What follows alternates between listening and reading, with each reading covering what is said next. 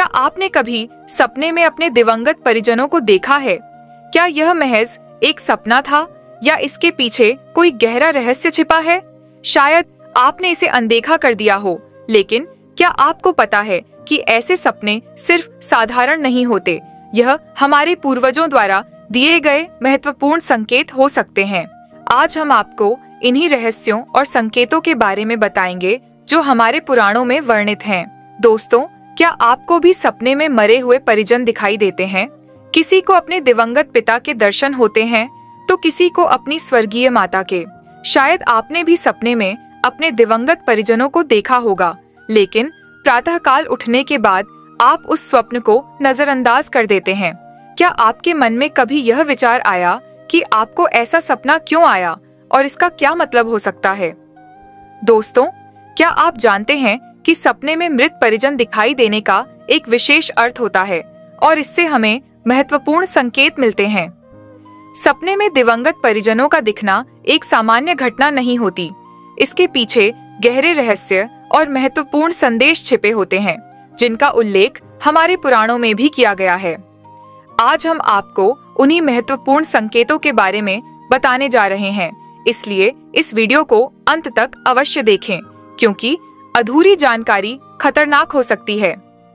आज की इस प्रस्तुति में हम आपको पितृपक्ष में सुनी जाने वाली एक महान कथा सुनाने जा रहे हैं, जिसके माध्यम से आपको समझ में आ जाएगा कि सपने में मृत परिजन दिखने का क्या मतलब होता है और इससे हमें क्या संकेत मिलते हैं। राधे राधे, जय श्री कृष्ण। दोस्तों, स्वागत है आप सभी का हमारे चैनल यूवेस्ट्रो पर, जहां हम आपके लिए लाते हैं पौराणिक कथाओं से जुड़े अद्भुत और अनजाने रहस्य, ज्योतिष शास्त्र की अनमोल जानकारियां और जीवन को बेहतर बनाने के लिए विशेष उपाय। साथ ही आपको मिलते हैं सभी आने वाले त्योहारों के अपडेट्स और उनसे जुड़े महत्वपूर्ण टिप्स। तो दोस्तों, चैनल को तुरंत सब्सक्राइब कर लें और बेल आइकॉन को जरूर दबाएं ताकि आप हमारे हर नए वीडियो की जानकारी सबसे पहले पा सकें। अब आइए जानते हैं आज की कहानी। सपने में दिवंगत परिजनों का दिखना एक सामान्य घटना नहीं होती। इसके पीछे गहरे रहस्य और महत्वपूर्ण संदेश छिपे होते हैं, जिनका उल्लेख हमारे पुराणों में भी किया गया है।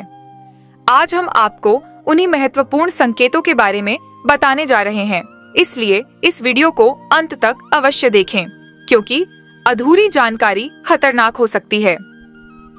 आज की इस प्रस्तुति में हम आपको पितृपक्ष में सुनी जाने वाली एक महान कथा सुनाने जा रहे हैं, जिसके माध्यम से आपको समझ में आ जाएगा कि सपने में मृत परिजन दिखने का क्या मतलब होता है और इससे हमें क्या संकेत मिलते हैं। तो दोस्तों, कथा को आरंभ करने से पहले आप सभी से विनम्र निवेदन है कि इस वीडियो को लाइक अवश्य करें, दूसरों के साथ शेयर करें और चैनल को सब्सक्राइब कर लें। साथ ही हरे कृष्णा कहते हुए अपनी राय जरूर साझा करें। तो चलिए हम आपको वह प्राचीन कथा सुनाते हैं। इस कथा को सुनने से ही पितरों की कृपा प्राप्त होती है। आइए सुनते हैं वह कथा। दोस्तों, एक बार देवर्षि नारद यमराज से मिलने के लिए यमलोक गए। यमराज ने देवर्षि नारद का बड़े प्रेम और आदर से स्वागत किया और उन्हें प्रणाम करते हुए बोले, हे देवर्षि, यमपुरी में आपका स्वागत है। आपके दर्शन से मैं आज धन्य हो गया हूँ और आपके चरण पड़ने से यमपुरी की शोभा और बढ़ गई है। इस प्रकार यमराज द्वारा स्वागत किए जाने पर देवर्षि नारद प्रसन्न हुए और यमराज को प्रणाम किया। नारद जी ने कहा, हे मृत्यु के देवता यमराज, आपको मेरा प्रणाम है। आपके आदर सत्कार से मैं अत्यंत प्रसन्न हुआ हूँ। फिर यमराज ने पूछा, हे देवर्षि, आज यमलोक में आने का क्या उद्देश्य है? अवश्य ही आप किसी महत्वपूर्ण कार्य या समाचार के साथ आए होंगे, या फिर हमसे कोई त्रुटि हो गई हो। कृपया बताइए, मैं आपकी क्या सेवा कर सकता हूँ? तब देवर्षि नारद ने कहा, हे धर्मराज, आप तो मृत्यु और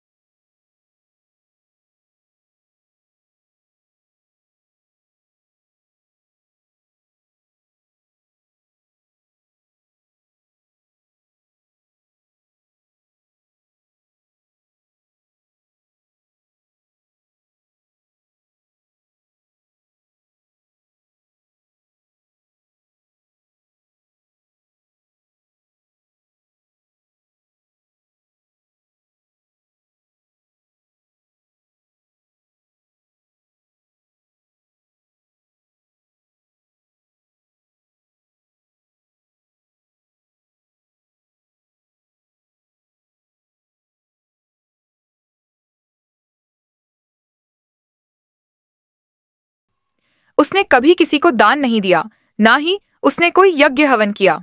पितृपक्ष का समय आया, लेकिन सेठ और उसके भाइयों ने अपने पूर्वजों के लिए श्राद्ध और तर्पण नहीं किया। उनके पूर्वजों की आत्मा को शांति नहीं मिली, जिससे वे सभी बहुत दुखी हो गए। तब एक दिन उन पूर्वजों ने स्वप्न में आकर सेठ को दर्शन दिए, लेकिन सेठ ने उन संकेतों को समझा नहीं। वह अगले दिन जागा तो वह सपना भूल गया। पूर्वजों द्वारा दिए गए संकेतों की उपेक्षा करने से वे पूर्वज और अधिक दुखी हो गए। कुछ ही समय बाद सेठ को व्यापार में भारी नुकसान उठाना पड़ा। भाइयों के बीच झगड़े शुरू हो गए और उनकी सारी संपत्ति नष्ट हो गई। वे अलग अलग हो गए और उनका जीवन दुखों से भर गया। उधर स्वर्ग लोक में उनके पूर्वजों को अपने पुत्रों की दुर्दशा देखकर अत्यंत पीड़ा होने लगी। वे यमराज के पास गए और कहा, हे धर्मराज, हमारे पुत्रों ने हमें भुला दिया है। वे हमारे लिए श्राद्ध या तर्पण नहीं करते हैं। कृपया हमें उनके सपनों में जाकर उन्हें सही रास्ते पर लौटने का संकेत देने की अनुमति दें। यमराज ने उन्हें कहा, आप अपने पुत्रों के सपनों में जाकर उन्हें संकेत दे सकते हैं। फिर पूर्वजों ने एक एक करके अपने सभी पुत्रों के सपनों में जाकर उन्हें दर्शन दिए, लेकिन कोई भी पुत्र उन संकेतों को समझ नहीं सका। कुछ समय बाद यमराज स्वयं साधु का रूप धारण कर सेठ के घर पहुंचे। सेठ की पत्नी ने साधु का स्वागत किया और अपने परिवार की दुख भरी कहानी सुनाई। साधु रूपी यमराज ने बताया कि उनके घर में पितृदोष है और यह दोष उनके पूर्वजों के श्राद्ध न करने के कारण उत्पन्न हुआ है। यह सुनकर सेठ को अपनी गलती का एहसास हुआ। फिर सेठ ने अपने भाइयों को बुलाया और सबने मिलकर अपने पूर्वजों के लिए श्राद्ध, तर्पण और दान किया। इसके बाद उनके पूर्वज सपनों में आए और उन्हें आशीर्वाद दिया।